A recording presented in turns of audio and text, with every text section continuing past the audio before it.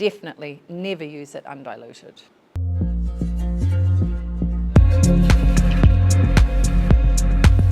Frankincense oil, it's absolutely awesome for regenerating collagen, smoothing out spots and age spots. So how do you actually use it?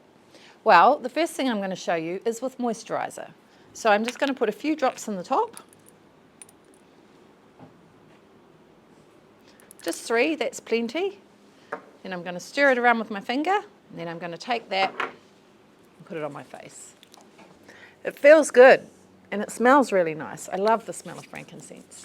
If you're not really a moisturizer girl and you just prefer oil, you could mix it with a bit of jojoba oil. Sweet almond oil is really popular. Hemp seed oil, in fact any kind of oil that you'd put on your skin. So in this one, for example, jojoba oil, it's 2 mils per 100 ml, so you'd put 6 mils in this bottle and you'd be good to go. Another really popular use for frankincense oil is putting it into castor oil and using it for your dry brushing routine. So you take the brush and you brush your skin. I'm brushing my arm, but most people do it on their legs or where they think they've got cellulite. And then you mix the frankincense with the castor oil and you smooth it straight onto your skin. And then give it another brush until it's all rubbed in.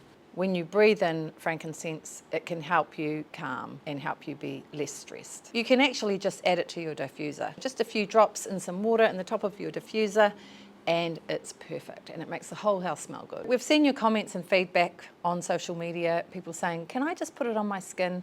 And we really wanted to make sure you don't just put it on your skin. It's very strong. This tiny bottle goes a really, really long way, but definitely never use it undiluted.